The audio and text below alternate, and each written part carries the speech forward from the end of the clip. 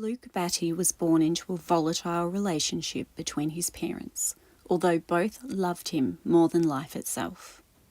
Less than 11 years later, Luke would be killed by the one man who was supposed to protect him. Luke's father, Greg Anderson, was a 54-year-old man who was described by those around him as arrogant and erratic. He was deeply religious but struggled to maintain a job or housing due to his behaviour. He had hallucinations and was aggressive, but also displayed cold and calculated behaviour with a strong disrespect for authority. Although undiagnosed, it was clear to those around him that Greg had a mental illness. He had no ongoing contact with health services and did not seek help for his anger and mental health issues due to his mistrust of authority figures. In contrast, Rosie was a loving, caring and thoughtful mother to her son Luke. After going through a traumatic childhood herself, Rosie was determined to keep her son safe and happy because she was scared to lose him like she lost her mother at such a young age. Greg and Rosie had a volatile relationship for a decade before Rosie left for her own safety. Greg had continuously assaulted Rosie over this time, threatened to kill her, and breached an intervention order many times. She had stayed to try and give Luke a stable and loving home, as Greg was a great dad to Luke, but a horrible husband to Rosie. Greg's behaviour escalated, as did his cannabis usage. He was living in a share house, but was evicted when he threatened to decapitate a housemate. Greg was living in and out of his car and boarding houses, unable to maintain a job due to his erratic behaviour. On one occasion, Greg had threatened to kill Luke's football coach, saying that he had a knife with the coach's name on it. There was also an incident where Greg had held a knife up to Luke when they were sitting in a car and said, "This could be the one to end it all." But both police officers and child protection believed that Greg was not threatening Luke. This incident disturbed Rosie, but she did not believe that Greg would hurt Luke. Despite the volatile relationship between his parents, Luke was growing up to be a loving and funny child. He was not afraid of his father, but he managed his relationship with his father carefully. There was an occasion where Greg was chasing Rosie around the house and she was screaming, terrified for her own safety. After Greg left, Luke apologised to his mother for not being able to stop his dad. He said, "I'm sorry, Mum, I'm just too little." But at the end of the day, he was just a little boy that loved his mum and his dad, despite their flaws.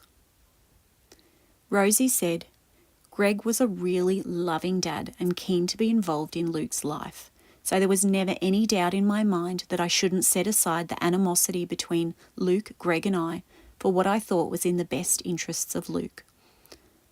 All I had known was that he loved his son, had never laid a hand on him, was never verbally abusive towards him. I didn't know that Greg was capable of killing."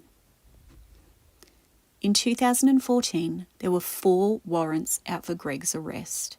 He was facing 11 criminal charges, and there were 2 intervention orders out against him, including one that prohibited him from being around children alone, including his son, due to being found with photos of young girls aged between 10 and 14 years old.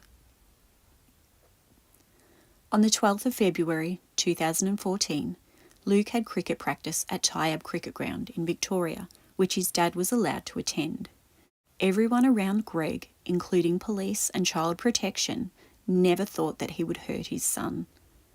It was because of this that Rosie trusted Luke to be with Greg in a public place with many other people around, never dreaming that something bad could happen.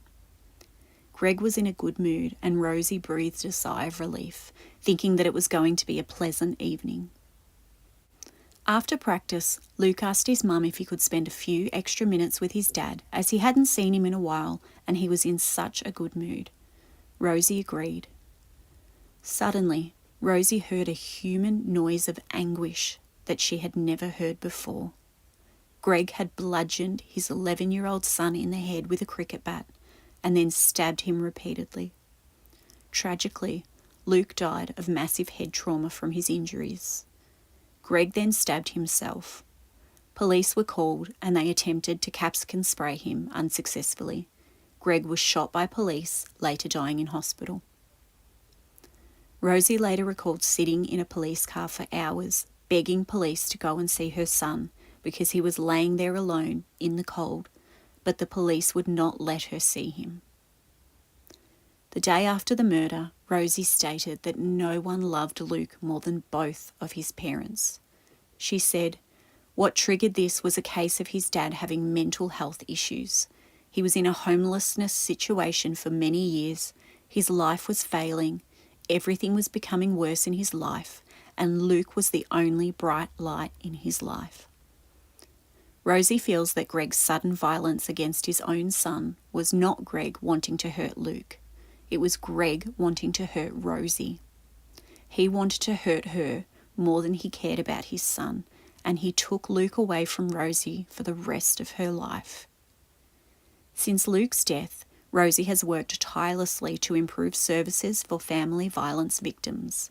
She aims to highlight systemic failings and make perpetrators accountable for their actions. In 2015, she was named Australian of the Year for her work. Although a horrifying tragedy for everyone involved, Luke's death was not in vain.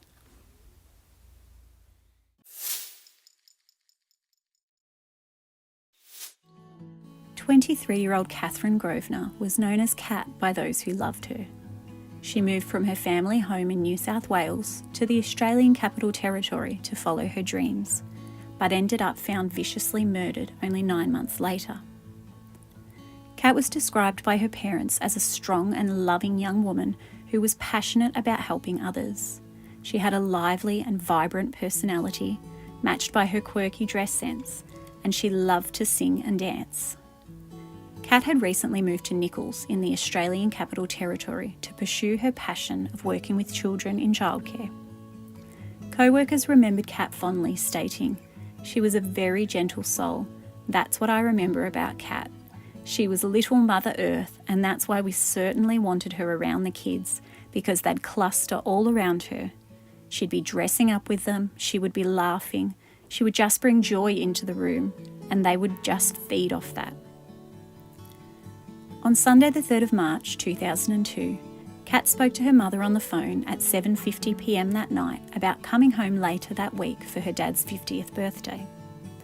This was the last confirmed communication that Kat had with anyone before she disappeared. She was last seen wearing dark coloured hipster pants, electric blue platform boots, and a red top with the word Paris on it. There were 2 reported sightings of Kat in the Gold Creek area that night, but neither were able to be confirmed by police. One of these alleged sightings was at the George Harcourt Inn in Nichols from 9:05 to 9:15 p.m, where someone matching her description bought a packet of cigarettes. Kat disappeared that night and was never seen alive again. Kat's family knew that something was wrong as soon as they couldn't get into contact with her. She was not one to suddenly disappear without telling them where she was going, so they contacted police about her disappearance. At 9 a.m. on Saturday the 9th of March 2002, 6 days after Kat's disappearance, local diplomat Douglas Wright was canoeing in Yarralumla Bay and found Kat. He thought it was a large bird, so he canoed closer, where he realised that it was a woman's naked body. Kat had suffered at least 60 stab wounds across her chest, shoulders and neck. Her body had been weighed down by a concrete bollard which had been taken from Anthony Rolfe Avenue in Gungahlin. A witness came forward to say that they saw a man stopped on the side of Anthony Rolfe Avenue near the roundabout and saw this man place an item in the boot of his car, which was similar to an early 1980s model Toyota Corolla sedan. In 2012, a decade after Kat's murder, another witness came forward with information that 2 men were seen about to load a block of concrete curbing into the back of a black ute. The 2-door ute was in very good condition with no cover over the tray. The tray had fixed sides which were part of the vehicle. The ute was believed to be either a Ford or a Holden. The witness claimed that the second red vehicle was parked on the median strip at the time. It was described as a small to medium red sedan. in poor condition, and it had faded paintwork. This verifies the story from the witness in 2002 who had seen the red car. The witness described the first man as Caucasian in appearance and aged in his mid-20s to mid-30s. He was about 180 centimetres tall, had a medium to large athletic build, suntan skin, and brown short messy hair. He was wearing knee-length dark beige shorts and a light-coloured short-sleeved shirt. The second man was also described as Caucasian in appearance, around 173 centimetres tall with a slim build. He had dark wavy hair and was described as having a scruffy appearance. He was wearing dark stubby shorts and a light-coloured short-sleeved t-shirt with no collar. In 2018, there was another possible clue. There was a call to Crime Stoppers with information that on Monday the 11th of July, a woman and a teenage girl attended a St Vincent de Paul shop in Wagga Wagga and purchased a pair of electric blue platform boots. These boots were very similar to Kat's boots that she was wearing when she went missing, and as they are rare, they were thought to possibly be Kat's boots. One of the women was described as being in her 40s with light brown hair, a slim to medium build, standing at 160 centimetres and wearing a winter coat. The second was a girl aged around 15 or 16 with a light brown hair and a slim build. Both were described as Caucasian. Police urged the women to contact police. The boots were believed to have ended up in Vinnie's after being put in the collection bin, but although police combed through countless bins and op shops in the Wagga Wagga area, no further items of clothing related to what Kat was wearing were found. 3 pairs of electric blue boots were handed in to police, although it was confirmed by her family that none of them were Kat's boots. In 2004, during an inquest into Kat's death, police named 10 persons of interest and stated that they were not satisfied with the innocence of 3 people: Kat's friend Kristen Gale, Kristen's boyfriend Malcolm Kersley, and Kat's cousin Joshua Smith. Kat had become friends with Kristen as they were co-workers at the childcare centre, and Malcolm was Kristen's partner, who she had a child with. There were suspicions and conversations that Malcolm did not want to be with Kristen anymore, wanting to be with Kat instead. It suggested that this could be the case of a love triangle gone wrong. A witness testified that Malcolm told them that Kat was stabbed, but she did not die from the wounds, that she was alive when she entered the water. The witness claimed that Malcolm told them this on the 8th of March, when Kat's body was not discovered until the 9th. Kristen appeared to have become obsessed with the details over her friend's murder after the fact, discussing intimate knowledge about her death and how her body was disposed of. Police also suspected Kat's cousin Josh because he was experiencing a severe mental illness episode at the time of Kat's death, with paranoia and violent outbursts. There was one occasion where Josh had threatened Kat with a knife. Police said of the persons of interest, "We haven't received any further information that would rule them out, and as a result, they remain persons of interest to this investigation." All 3 denied any involvement in the death of Kat, and the coroner returned an open finding that Kat had been killed by a person or persons unknown. It has been 23 years since Kathryn was taken from her family, far too soon. There is currently a $500,000 reward for information leading to the capture and conviction of the person or people responsible for Kat's murder. If you have any information about Kat's murder, please contact Crime Stoppers on 1800 333 000.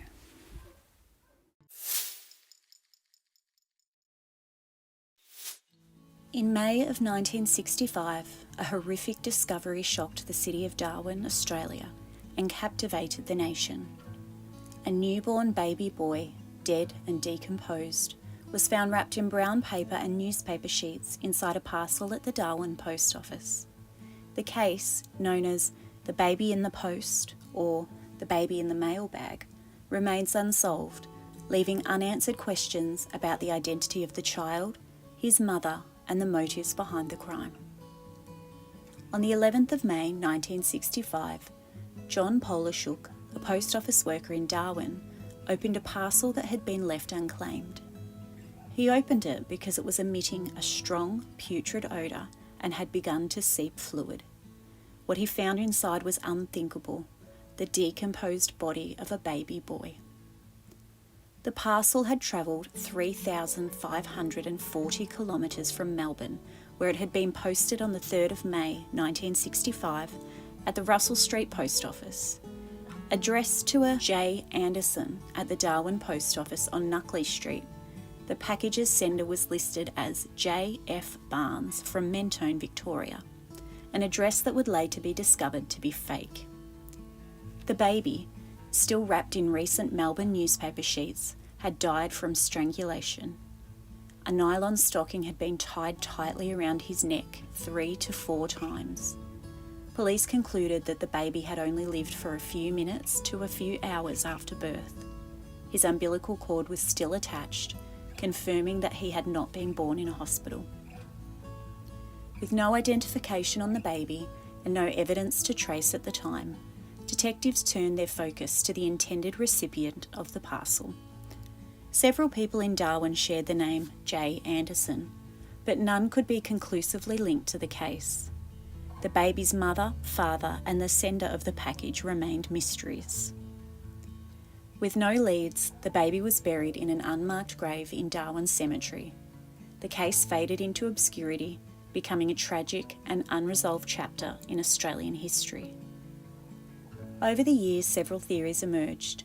Did the mother kill the baby from desperation, perhaps suffering from postnatal depression?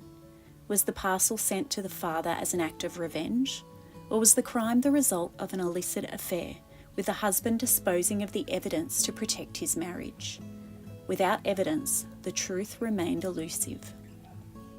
In 2023, an episode of The Missing podcast by Manny Karutas ignited public interest.